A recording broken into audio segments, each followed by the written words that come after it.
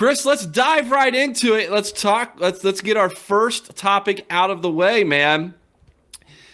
Now that the national championship is here and gone, and we had the opportunity to watch that on Monday, if you could stand to watch it, my eyes were bleeding by the end of the first half.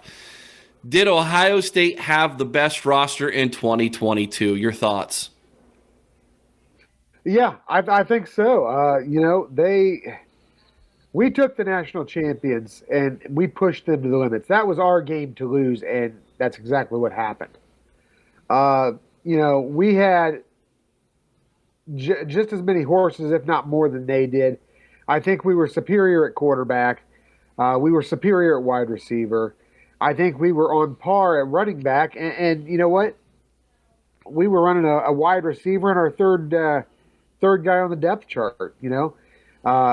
The offensive line looked great. They have this Carter, this highly touted guy who's going to be a top 5 draft pick, and Whippler just owned him for 99% of that game. Defensively, we had our struggles with the defensive backs again, but you know what? So did they. Our linebackers looked good. Our defensive line got pressure. They were strong in the run game. So I think we were actually the better squad. I think we played the better game. It just didn't reflect on the scoreboard at the end. We have the better roster. We had the better roster. I think collectively, those two teams, and maybe this is a crazy thought, I don't know, but if we play those guys 10 times, I think it's 5-5. I think they are those were the best two teams in college football. They were this, Eric, I will say, top to bottom as far as depth goes, I think they were a deeper team. And as far as the team concept goes, they may have been a better team. However, we had, I think, the superior players.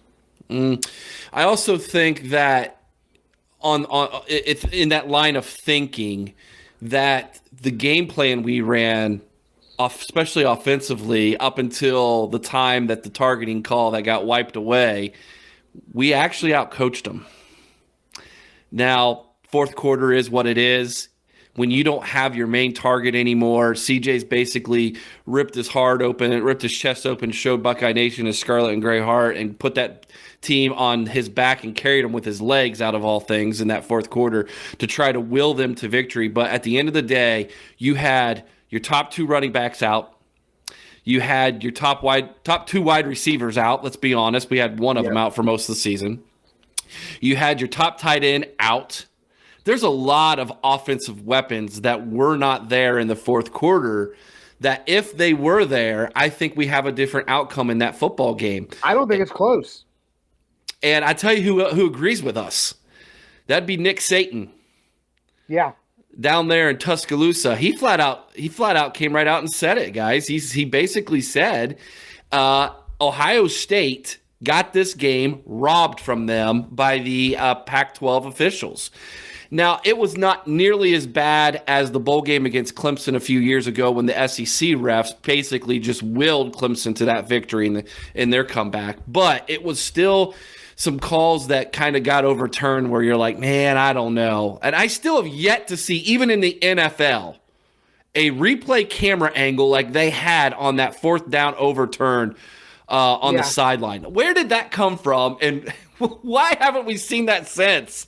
That was incredible. Where's this technology been? One play. That's all we've seen it. Yeah. Yeah. How often are we ever going to agree with Nick Saban, Eric? Not often, man. Yeah. He is the devil, by the way. So us in Georgia do have that in common. By the way, our thoughts and prayers for the family of the Georgia athlete and the recruiting coach that lost their lives the day of their celebration of the national championship. Just tragic news for Georgia and their fan base. We're sorry to hear that. Yes, we're competitors, but my gosh, no one wants to hear that. So what do you guys all think out there? Did Ohio State have the best roster in 2022? We want to hear your thoughts. Put your thoughts down in the comment section.